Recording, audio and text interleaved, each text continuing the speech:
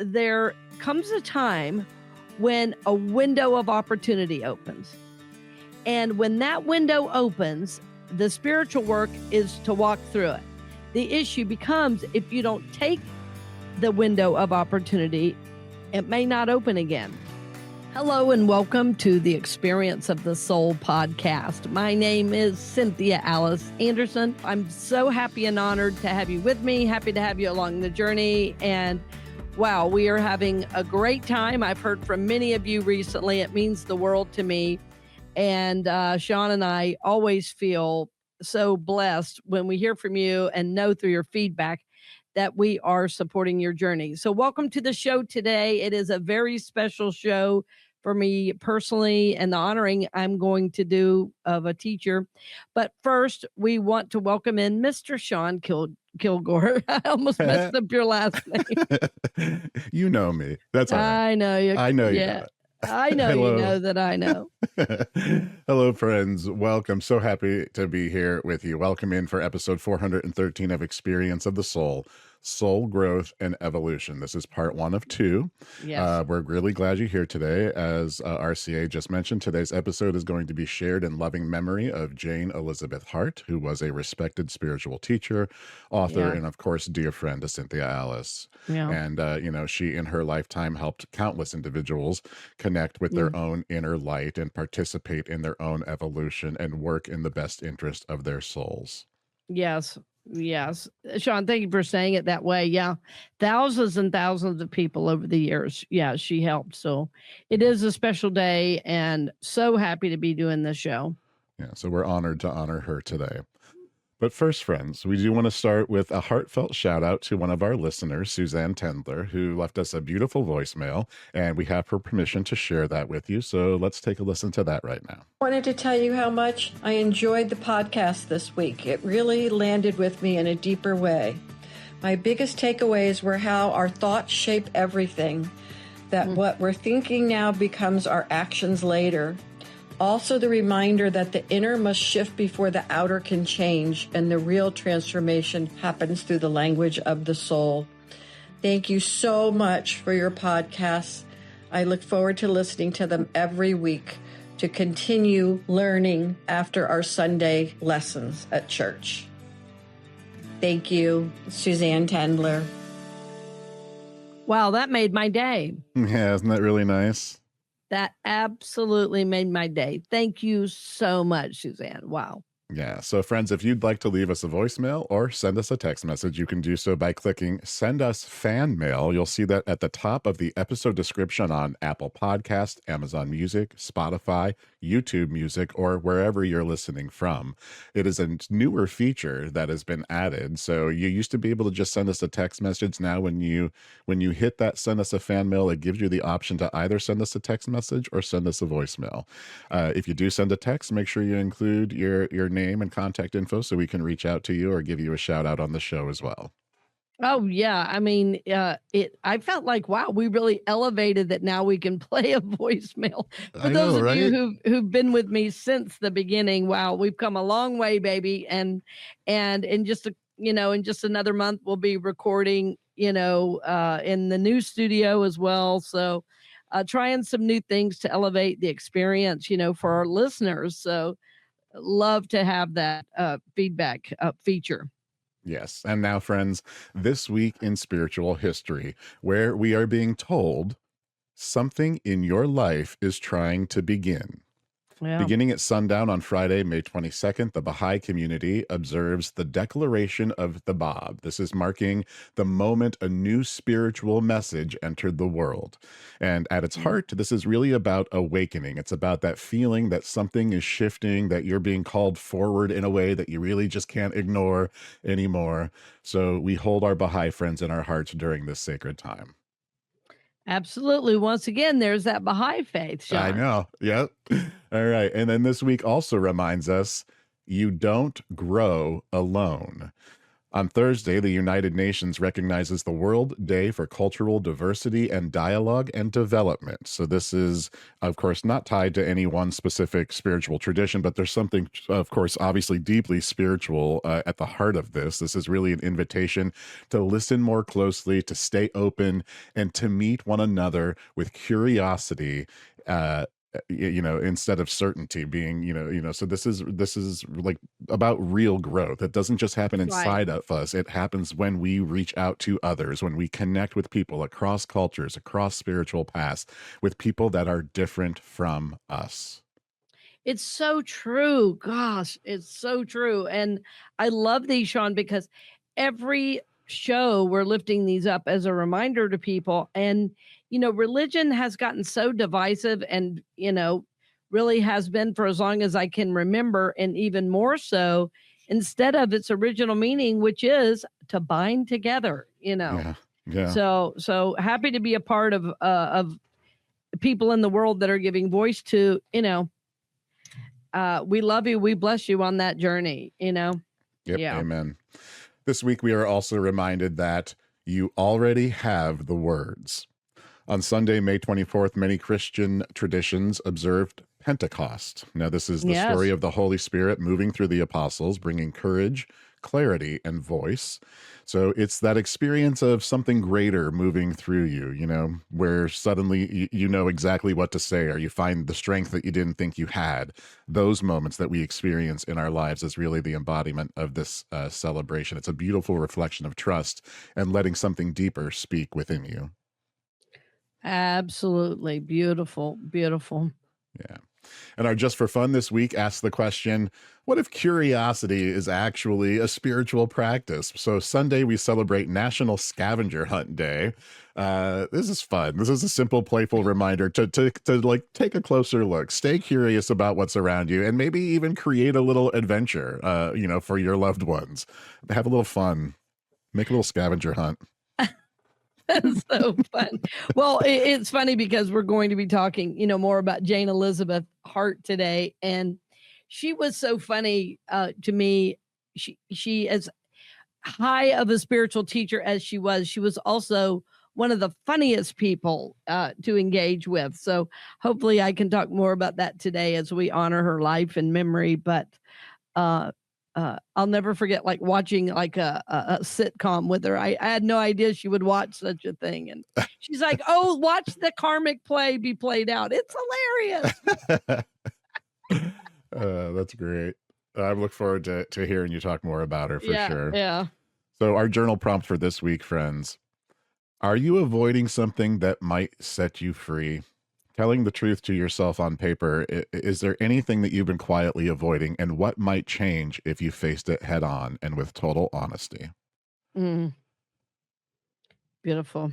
Yeah. And with that, friends, I'll welcome you officially to episode 413 of Experience of the Soul, Soul Growth and Evolution in Loving Memory of Jane Elizabeth Hart.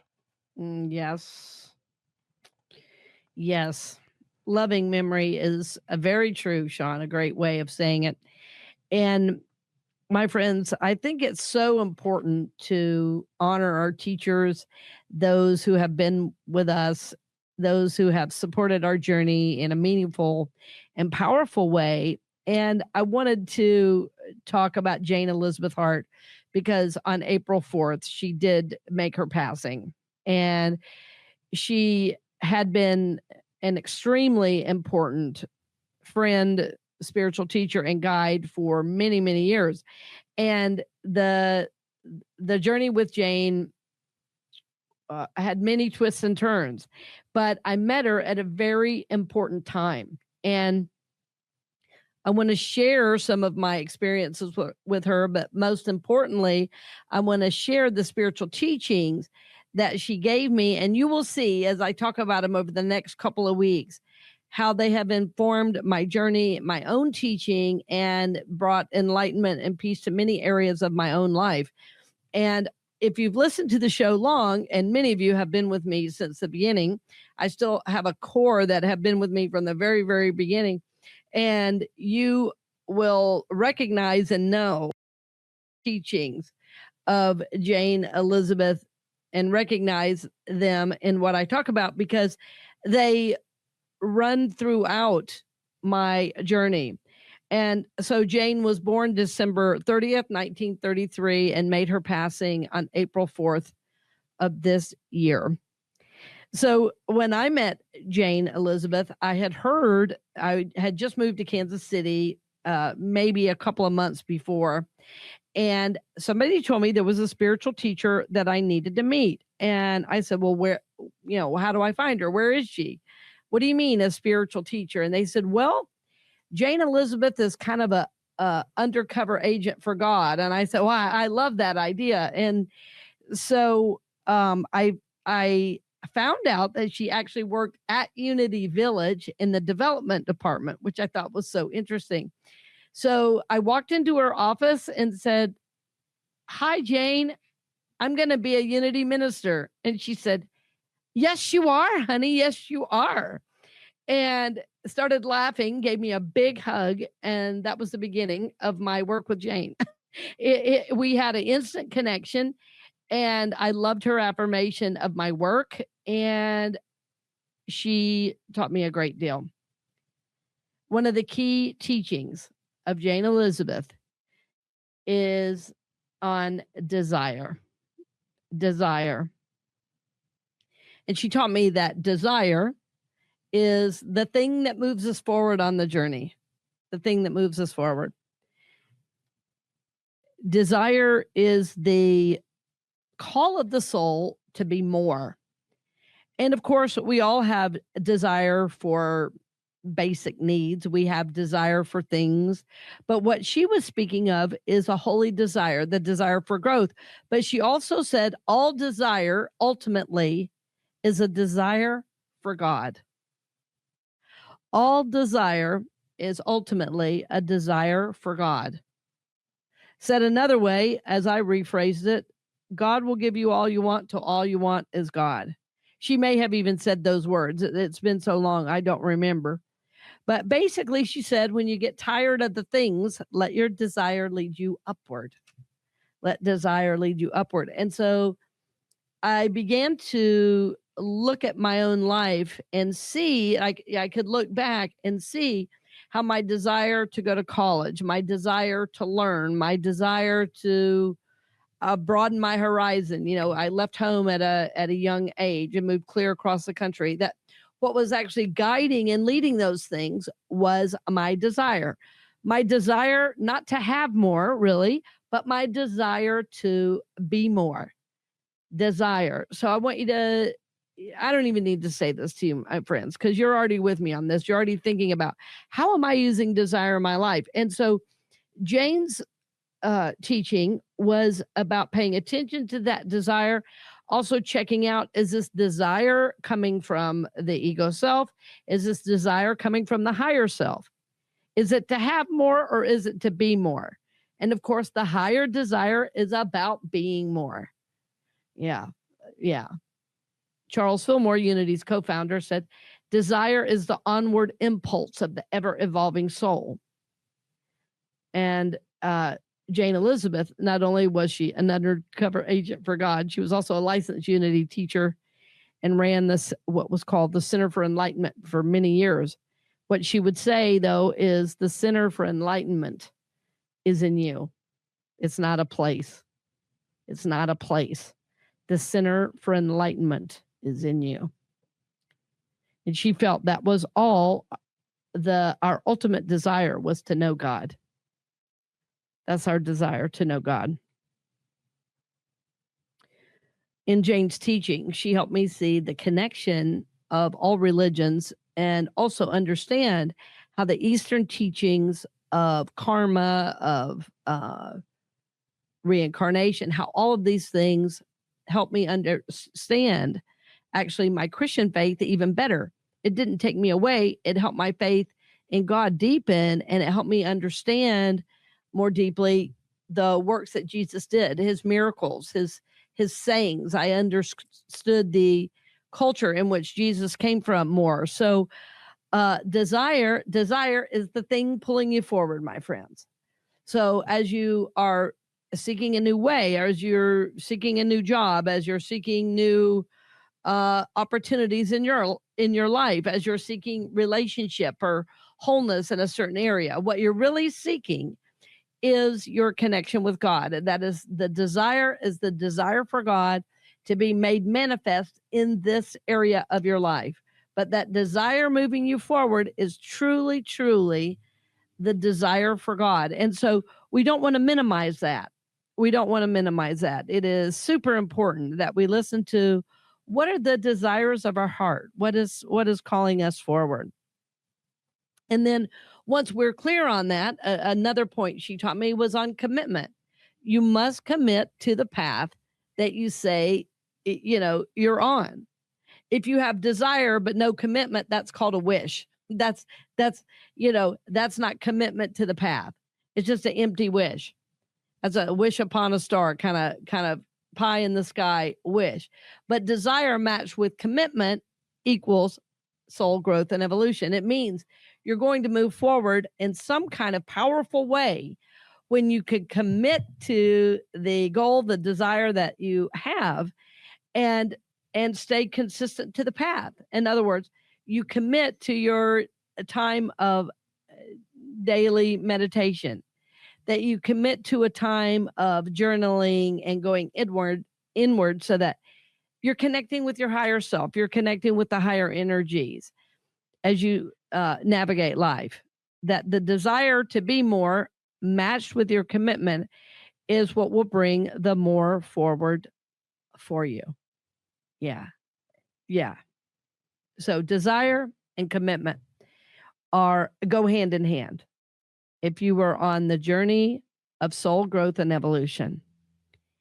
And I believe, along with Jane, that we are here to grow, to prosper, and to evolve. I believe that we are here as souls to not just work, pay taxes, and die, but that life is supposed to be a grand adventure, that life is to be lived, life is to be loved, life is to be embraced.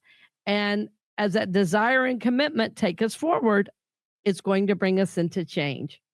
It's going to bring us into change. Change, as we have said most recently on a show, is change is the language of the soul. When there's change, it means the soul is being called into its expansive awareness.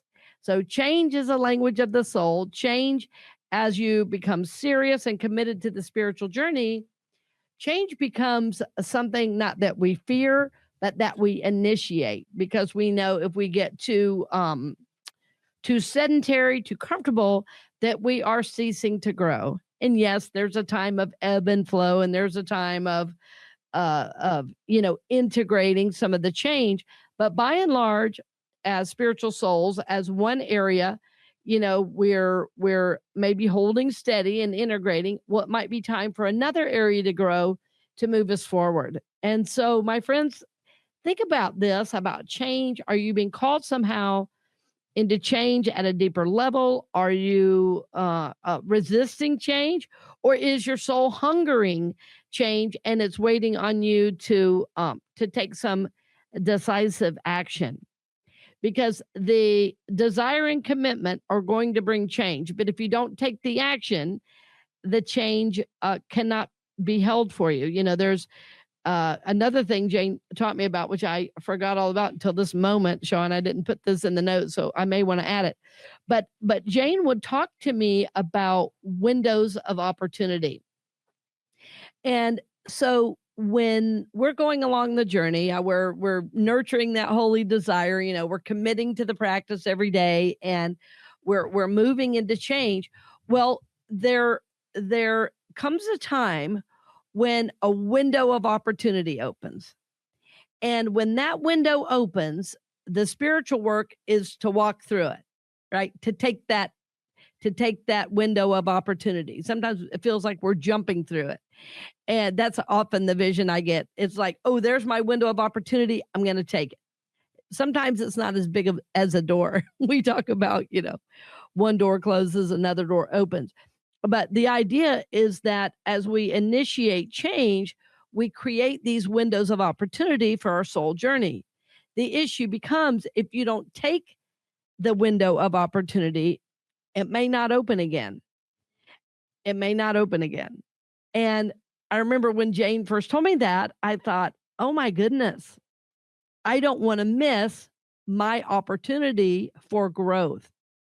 So it made me become more aware of when these windows of opportunity open, my work is to really take spiritually guided action and move forward. To take spiritually guided action and take that window of opportunity.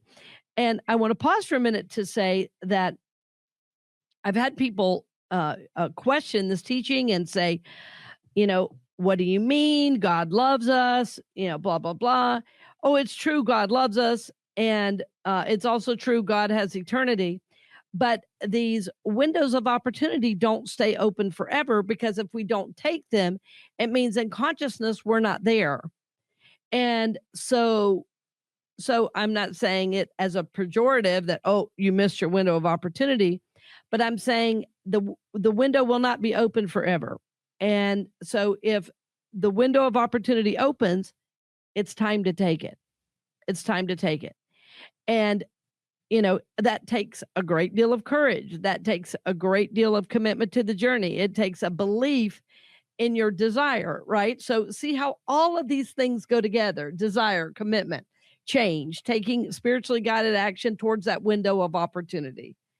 But it is important to know and to simply be aware that sometimes the window of opportunity doesn't open again for many, many years. And so we don't want to miss that opportunity. That's not a punishment. That's simply something to be aware of as you grow and mature in consciousness, that as the window of opportunity opens, it is important to take spiritually guided action and move forward. This type of activity, this type of trust really comes with committing to the process and being in a like-minded group of individuals that can help you navigate this at times. When I first started working with Jane many years ago, I had just moved to Kansas City, as I mentioned. I had just begun working at one of the largest churches in the movement. And I say that because I was so awed by the church, not to brag in any way. I had a small job in the large scheme of things, but I was really honored to be there and receive all the resources. And so when I first moved to Kansas City, I mentioned Jane was working at Unity Village. Shortly after that, she retired. And even though she had done classes in her home and I saw her for one-on-one counseling in her home, she eventually opened the Center for Enlightenment at the Unity Church where I was employed. And so I would work all day, have a quick dinner, and then go down to her class 2 nights a week. Tuesday night was a class on a topic. All the topics I've been talking about today are, examples. And then on Thursday night, we would meditate. And so initially, when I would hear these ideas, it's much like you're hearing them on the podcast. I would hear the idea and I would try to apply it to my life. I would hear the idea and I would, do my best to, throughout the week, see how it would come forward for me, see what I could learn or, garner from the teaching. But the deeper I got in the teaching, I discovered that it did help to have a group of individuals that I could work with on it. And so I became close friends with many of the people in the group because we had the same desire. Everyone that I met in her group had the desire to grow, had the desire to know God above all else, and ultimately a desire to serve God in a really meaningful way.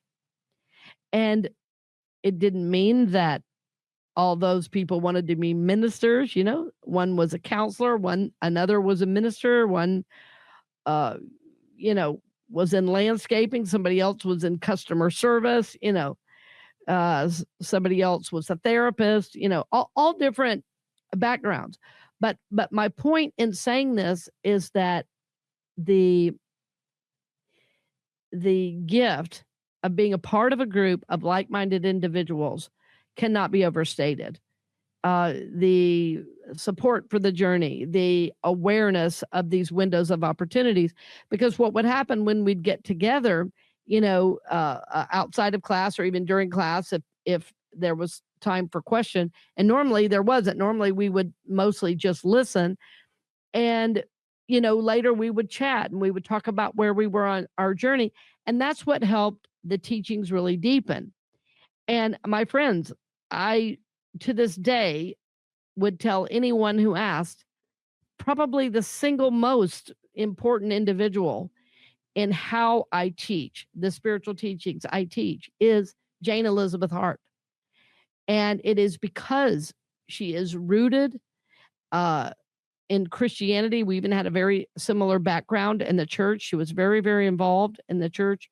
And then her journey deepened and broadened to such an expansive way that it was bigger than any denomination. And that's where I feel mine is as well.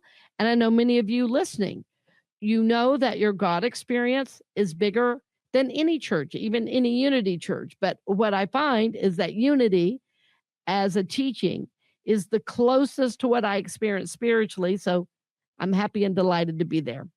But I wanted to say all that because I want you to think about being involved in a group of like-minded people. And I love that you listen to the show. I love that I can support you, and Sean supports you too, I know. But I really want to encourage you to deepen your awareness of your spirituality by getting involved with a group of individuals. You can do it through my mastermind group. You can do it through my courses online. You can do it through Unity of Daytona Beach, where I serve as senior minister. You can find a local community, and you can create your own community. That would be wonderful too. One time I had somebody reach out, I don't know, it seems like this was about a year and a half ago, and they said, "We've been studying your book. Would you be willing to come to a class online for me and all my students?" And I said, "Of course, I'd love that." And what a blessing. A teacher took it upon herself to buy my book, to see the value in the principles, to begin studying it, and then asked me to come. So they were already speaking the language when I came in, to work with them. But what I noticed is that they already had such a beautiful working knowledge of the material. They were already embodying the teaching. So my friends, this is my hope for you, that you will do some of this deeper work in consciousness. And it's very, very difficult to be alone in your spiritual journey. That said, ultimately, it is a solitary journey in the work that you do, but others are needed on the path for love, for support, for encouragement, for inspiration. And my friends, this is what is going to support your journey most.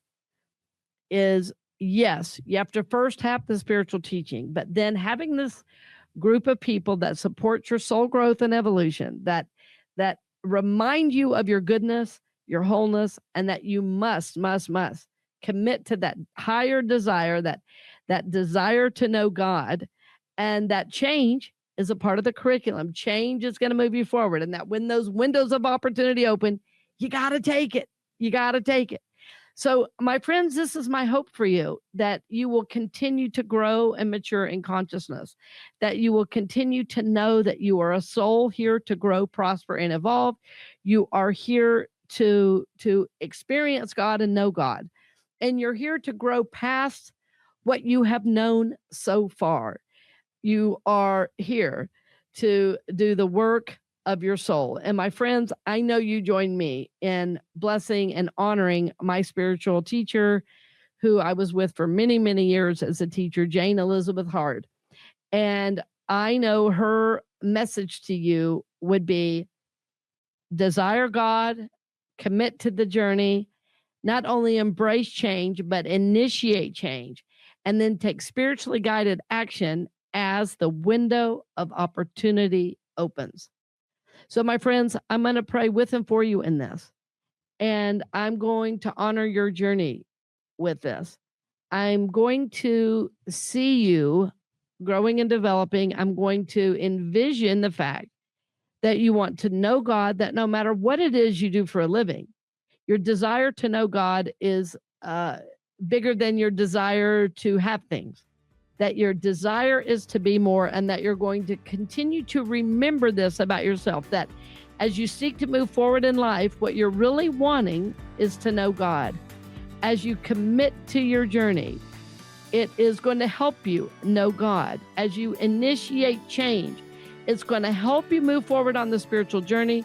It's going to help you take spiritually guided action as that window of opportunity opens.